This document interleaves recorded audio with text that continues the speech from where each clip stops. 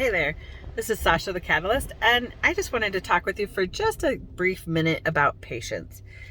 The reason is because in human design, whether that's applying human design in your parenting practice as the parent, or teaching your child to use their own strategy and authority as their parent, teaching them. I mean, you don't have to tell your 2-year-old, I have to teach you about your strategy today, but what you can do to teach them is to teach them patience. That every single human design type has to wait for something. Manifestors are waiting for an inner impulse, an inner drive, an inner click that says, now is the right timing, the divine timing to move forward and act. And then when they feel that inner timing, then they inform the people they'll be affecting with their decision before they act. And that is their strategy, right? And a projector's strategy, whether you're applying this to yourself as the parent or to your child who's the projector strategy is to wait for an invitation.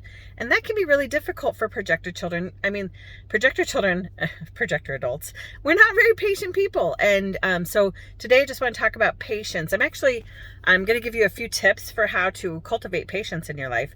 But then I'd love to ask the community of parents out there. You guys are geniuses. So I want to know, what do you use to teach patience? Patience is, in my humble experience, is only something that you gain by waiting for something and learning to self-regulate during the wait. So, because I think waiting for something is inherent in life. I think we spend, somebody said, like 60% of our life we spend waiting for something. So, generators have to wait for something to respond to, and reflectors have to wait an entire lunar cycle before they make a decision. So, hear what I'm saying. Every type has to learn to wait. So therefore, if we build our patience muscles, we'll get better at waiting.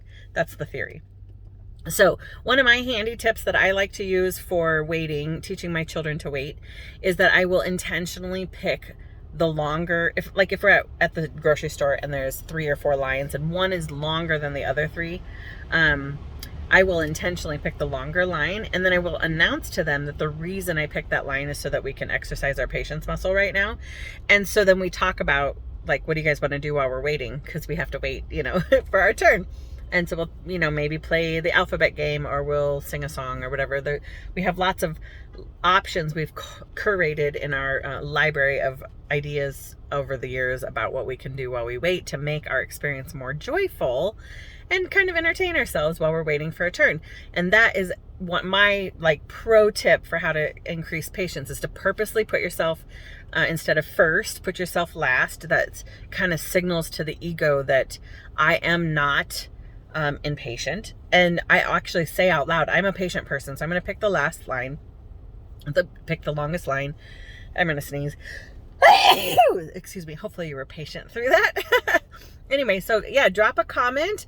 Share this with someone that you think is working on patience. I don't know if there's anybody out there working on being more patient right now, or whatever. I just love to hear your comments in the or drop an emoji about how you feel about being patient and what you think about being in the longest line. So, but anyway, just start brainstorming. Is there other ways that I can purposely put myself in a situation where I have to wait when it's not so intense, when it's not so urgent, so that way I have more patience when I really do need to be first in line.